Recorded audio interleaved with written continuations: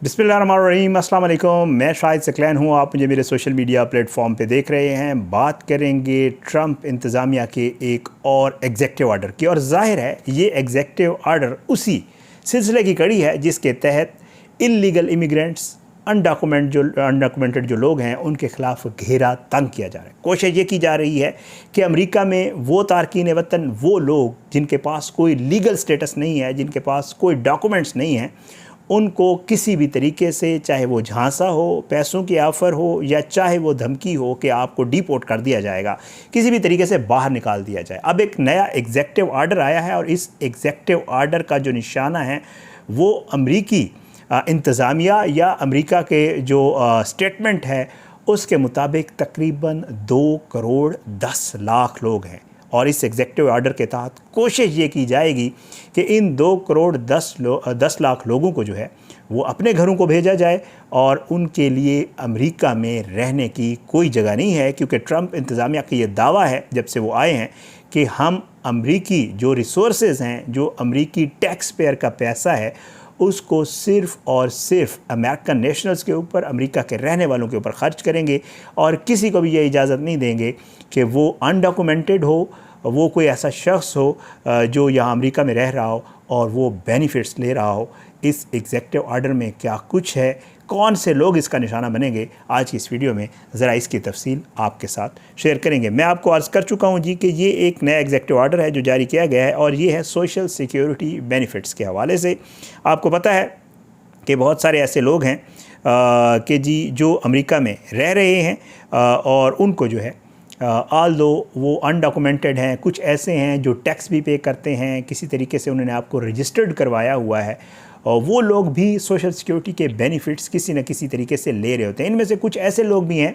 जिन्होंने fake documents बनाए होते हैं, और वो भी इन सोशल सिक्योरिटी बेनिफिट्स से जो है वो मुस्तफ़ीद हो रहे होते हैं। तो बहरहाल जी इस हवाले से एक बाकायदा तौर पे जो है अब एग्जेक्टिव आर्डर जो है वो जारी हो गया है, और उसमें ये कहा गया है कि अमेरिकी टैक्स पेयर के पैसा जो है वो गैर कानूनी तारकीन वतन और ऐसे लोग जो हार्ड कोर क्रिमिनल्स हैं उनके ऊपर इस्तेमाल किया जा रहा है अब जो है, और जो हम ये किसी सूरत भी नहीं होने देंगे। और उन्होंने ये कहा कि जी सोशल सिक्योरिटी के जो बेनिफिट्स हैं, जैसे वो ओल्ड एज अमेरिकन्स, बूढ़े जो लोग हैं, बेरोज़गार, जॉबलेस, अनएम्प्लॉयड जो हैं, या जिनको किसी भी किस्म की मेडिकल नीड होगी, जो कि अमेरिकन नेशनल हैं, उनके ऊपर ये पैसा खर्च किया जाएगा, ना कि ऐसे लोगों के ऊपर जिनका अमेरिका के मामलात से कोई लेना देना नहीं है। बहरहाल उन्होंने बाकायदा तौर पे बाइडन इंतज़ामिया को भी जब ये जारी हुआ है उसमें तनकीद का निशाना बनाया है। उन्होंने कहा है कि इनकी पॉलिसीज़ की बदौलत जो है वो अमेरिकन टैक्स पेयर का पैसा जो है इन गैर कानूनी तारकीन वतन के मामलात के ऊपर जो है वो ख़र्च हो रहा है। और इसमें वो ये कहते हैं कि तकरीबन 2 करोड़ के करीब जो है वो अनडॉक्यूमेंटेड इमिग्रेंट्स हैं, जिनमें बेशतर जो है वो सोशल सिक्योरिटी प्रोग्राम से फ़ायदा उठा रहे हैं। उन्होंने कहा किसी सूरत भी गैर कानूनी तारकीन वतन को जो है वो ये काम नहीं करने दिया जाएगा, और उनको हम घर भेजेंगे। अब जो वाइट हाउस का स्टेटमेंट है उसमें ये बताया गया है कि तकरीबन जो है सालाना सोशल सिक्योरिटीज़ प्रोग्राम की मद में 182 अरब डॉलर जो है वो ख़र्च किया जाता है, और इसमें से तकरीबन 66 बिलियन डॉलर जो है वो फेडरल गवर्नमेंट जो है वो अदा करती है, और बाकी जो है वो मुख्तलिफ़ रियासतें जो है वो इन प्रोग्राम्स के ऊपर ख़र्च करती हैं। और इसमें वो कहते हैं कि इनमें से कुछ ऐसे गैर कानूनी तारकीन वतन हैं जिन्होंने अपने आप को रजिस्टर करवा रखा है और टैक्स भी देते हैं, मगर इनका कंट्रीब्यूशन जो है वो यूएस की इकॉनमी में कोई इतना बड़ा नहीं है, क्योंकि ये लोग जो है तकरीबन 100 मिला के तकरीबन 150 अरब का जो है वो बोझ डालते हैं अमेरिका के ऊपर। अच्छा, इस एग्जेक्टिव आर्डर के बाद जो है जो डिपार्टमेंट ऑफ स्टेट है, स्टेट एंड होमलैंड सिक्योरिटी जो है,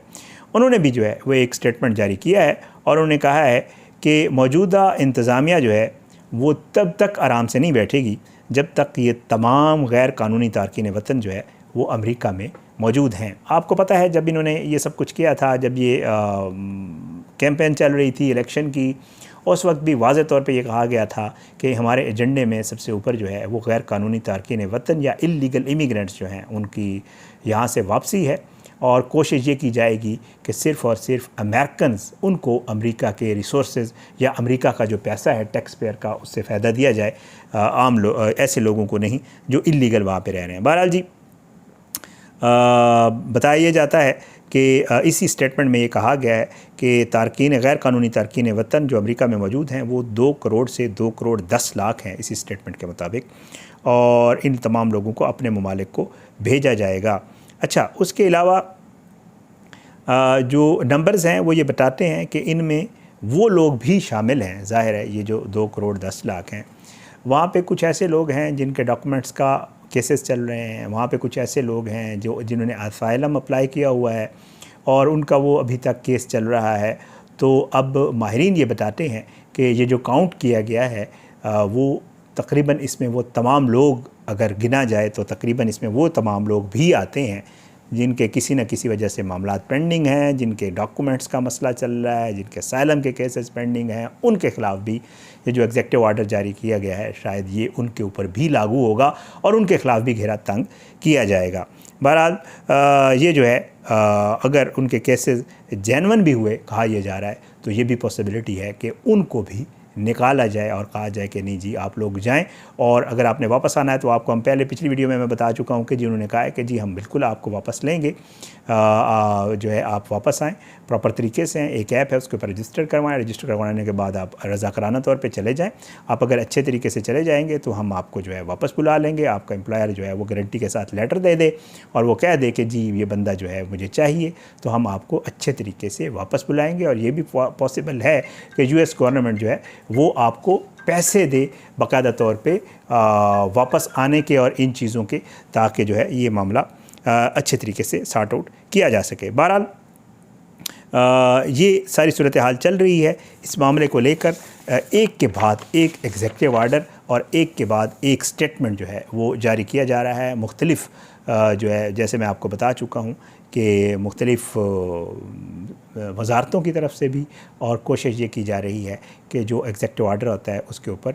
फ़ौरी तौर पर जो है नाफिज़ अमल किया जाए, उसको फ़ौरी तौर के ऊपर उस पर अमल दरामद शुरू किया जाए। और वहाँ पे जो मौजूद लोग हैं हम आपको मुख्तलिफ़ वीडियोज़ में बताते रहते हैं कि उनको ईमेल्स भी आ रही हैं, उनको कहा जा रहा है कि भाई आपका कैंसिल कर दिया गया है ये मामला और आप फ़ौरी तौर पे जो है वो निकलें, सामान समेटें, निकल जाएं, रज़ाकराना तौर पे चले जाएं। नहीं तो ऐसा ना हो कि जब हम आप तक पहुँचे तो फिर आपको सामान समेटने का और मामलात निपटाने का टाइम ही ना मिले, हम आपको उठाएंगे और उठा के फेंक देंगे। बहुत सारे लोगों को कहा भी जा रहा है कि मे बी उनको उनके ममालिक ना भेजा जाए बल्कि किसी और मुल्क भेज दिया जाए। अजीब अनसर्टेनिटी की सिचुएशन बनी हुई है वहाँ पे, और ये आम तारकीन वतन की तो इस वीडियो में मैंने आपको बताई, हम आपको पिछली वीडियोज़ में बता चुके हैं कि ये मामला ग्रीन कार्ड वालों के साथ भी चल रहा है और उनको भी कहा जा रहा है कि भाई आप फ़लाँ चीज़ें चेक करवाएं, फ़लाँ चीज़ें अगर आपकी हमारे उसके मुताबिक हुई तो इट्स गुड, हम आपको रहने देंगे, अगर ऐसा नहीं है तो फिर भाई आप भी अल्लाह हाफ़िज़, हम आपका ग्रीन कार्ड भी